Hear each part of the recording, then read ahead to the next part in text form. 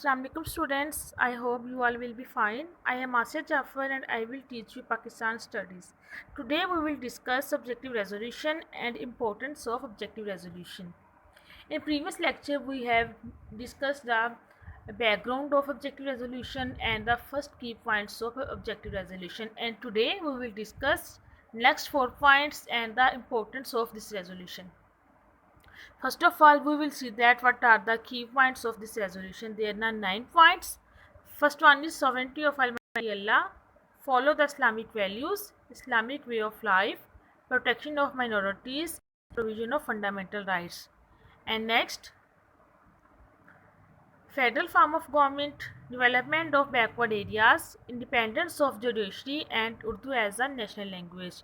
In previous lecture, we have discussed these 5 points, but today we will discuss these 4 points. ठीक है, आज हम इन 4 points को discuss करेंगे. ठीक है, लेट्स स्टार्ट.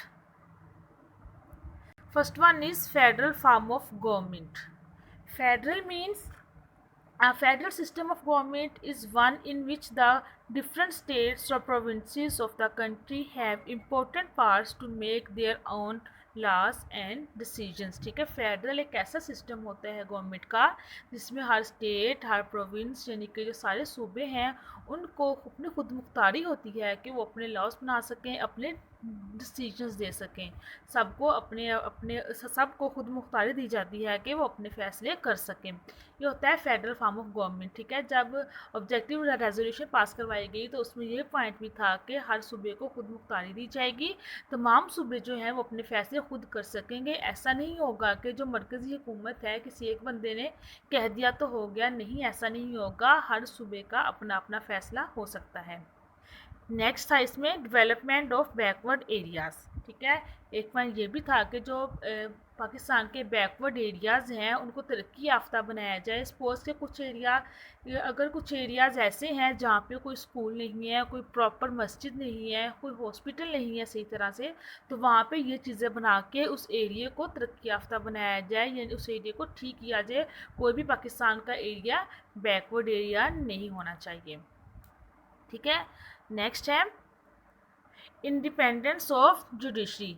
ठीक है, इसमें ये भी बात थी कि इंडिपेंडेंस ऑफ जुडिशरी मीन्स के हर सारे जजेस जो हैं वो अपने फैसले कर सकेंगे, उनको खुद मुख्तारी होगी कि अगर कोई भी चीज़ है तो उस चीज़ का फ़ैसला जजेस जो हैं अपने पूरी आज़ादी से करेंगे. उनके ऊपर किसी भी किस्म का दबाव नहीं होगा कि ऐसे नहीं करना या वैसे नहीं करना. वो जो भी फ़ैसला होगा वो अपनी मर्ज़ी से, पूरी आज़ादी से उन्हें इख्तियार होगा कि वो अपने फ़ैसले खुद कर सकें. ठीक है, it was a theme in the objective resolution that the judiciary shall be free from all pressure and would work independently, कि वो अपने फैसले खुद करेंगे.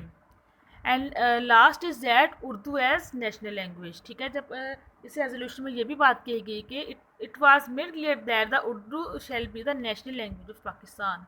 ठीक है, जब पाकिस्तान बना तो उसके बाद इसका ये प्रॉब्लम आ गया था. हिंदी उर्दू तनाज़ा स्टार्ट हो गया था, यानी कि उर्दू हिंदी कंट्रोवर्सी थी कि हिंदुओं ने कहा कि जो नेशनल लैंग्वेज है वो हिंदी होगी, लेकिन पाकिस्तान मुसलमानों ने कहा कि नहीं, जो हमारी नेशनल लैंग्वेज है वो उर्दू होगी. तो इस ऑब्जेक्टिव रेजोल्यूशन में ये बात क्लियर हो गई कि जो हमारी नेशनल लैंग्वेज होगी, पाकिस्तान की नेशनल लैंग्वेज है वो उर्दू होगी. ठीक है स्टूडेंट, ये तो थे इसके रेजोल्यूशन के ऑब्जेक्टिव्स. इस रेजोल्यूशन के क्या की पॉइंट्स है. अब हम देखते हैं कि इस रेजोल्यूशन की क्या इम्पोर्टेंस है. Importance of objective resolution. Students, जब ऑब्जेक्टिव रेजोल्यूशन पास हुई तो लोग बहुत खुश हुए. ठीक है, वो लोग ये जानकर खुश हुए कि शुक्र है कि अब ऐसा आइन बनेगा जो हमारी ख्वाहिशात के मुताबिक होगा. क्योंकि पहले तो 1935 का आइन था, उसमें कुछ चेंजेस करके इसको अप्लाई किया गया था, लेकिन अब जो था इनका एक प्रॉपर कॉन्स्टिट्यूशन बनने जा रहा था, इसलिए लोग जो थे वो बहुत हैप्पी थे.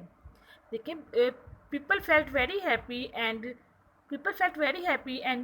relieved on the passing of the objective resolution and felt that the formation of constitution would be according to their desires and wishes. ठीक है, लोग खुश थे कि अब उनके desires and wishes के according constitution बनेगा. इसकी कुछ importance है. First one is that after the approval of the objective resolution, the process of the formation of the constitution started. जब ऑब्जेक्टिव रेजोल्यूशन पास हो गई तो इसके लिए पाकिस्तान के लिए नया कॉन्स्टिट्यूशन बनाने के लिए एफर्ट स्टार्ट होगी। इसका नया कॉन्स्टिट्यूशन बनना शुरू हो गया, इसका प्रोसेस शुरू हो गया। और इस सारे प्रोसेस के लिए एक कमेटी बनाई गई, उस कमेटी का नाम था बेसिक प्रिंसिपल कमेटी। ठीक है, ऑब्जेक्टिव मद्देनज़र रखते हुए जो आइन बनाना था, जो कॉन्स्टिट्यूशन बनाना था, उसके लिए एक कमेटी बनाई गई थी और उस कमेटी का नेम था बेसिक प्रिंसिपल कमेटी। नेक्स्ट है the objective resolution outline the basic principle for making the constitution. ठीक है, आइन बनाने के लिए जो भी उसके बेसिक प्रिंसिपल्स थे जिनको मद्देनज़र रखते हुए हमने वो आइन बनाना था, वो सारे प्रिंसिपल्स हमें ऑब्जेक्टिव रेजोल्यूशन ने दिए थे। यानी कि जो इसके 9 पॉइंट्स को हमने डिस्कस किया है, इन्हीं को मद्देनज़र रखते हुए उन्होंने नया कॉन्स्टिट्यूशन बनाना था। नेक्स्ट है objective resolution was incorporated as preamble in all the constitution, ठीक है, ऑफ पाकिस्तान। यानी कि जो रेजोल्यूशन थी वो किस तरह से एक्ट कर रही थी? प्रीएम्बल। प्रीएम्बल का मतलब होता है एन इंट्रोडक्टरी स्टेटमेंट, उन्वान, टॉपिक। यानी कि ऑब्जेक्टिव कॉन्स्टिट्यूशन को बनाने के लिए जो भी उन्वान था वो हमें ऑब्जेक्टिव रेजोल्यूशन ने दिया था। It was made a part of the constitution of 1973 through an amendment in 1985। Students, पहले तीन तरह के आइन दिए गए। एक 1956 का आइन था, एक 1962 का था, एक 1973 का था। ये तीनों कॉन्स्टिट्यूशन जो बनाए गए थे, तीनों आइन जो बनाए गए थे, ये ऑब्जेक्टिव रेजोल्यूशन को मद्देनज़र रखते हुए बनाए गए थे। और आज तक जो हम आज जिस आइन को हम फॉलो कर रहे हैं वो है 1973 का आइन। ठीक है स्टूडेंट्स, ये था हमारा इसकी importance. Thank you so much.